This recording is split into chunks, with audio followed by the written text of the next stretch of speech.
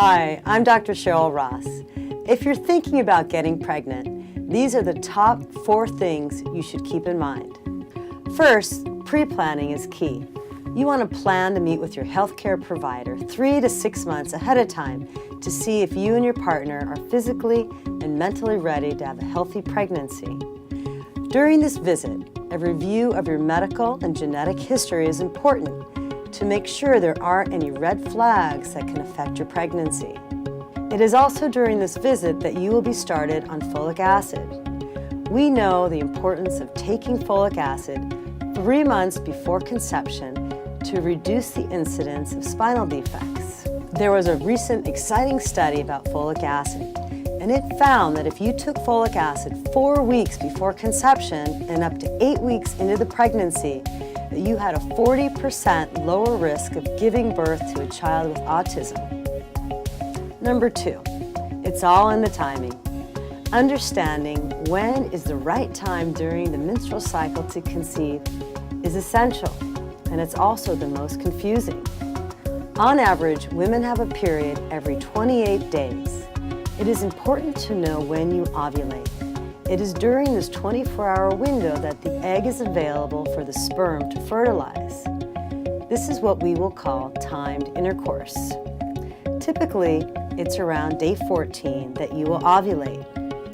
Now, some women will notice an egg white and slimy discharge around the time of ovulation, and others will actually notice a twinge or a slight pelvic discomfort.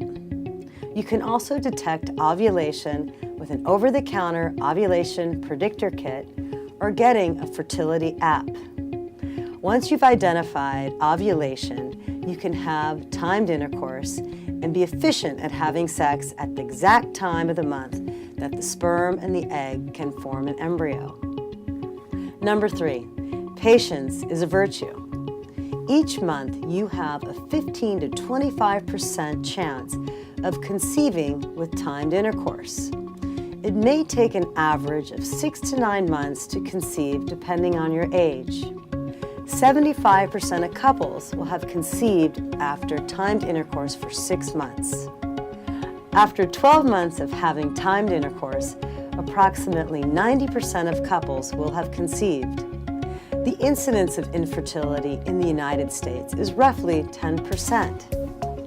The 4th point that I want to bring up is infertility. Who makes up that 10% of couples that are infertile?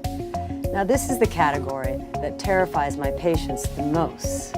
Women, or the female factor, causes infertility in 30% of the cases.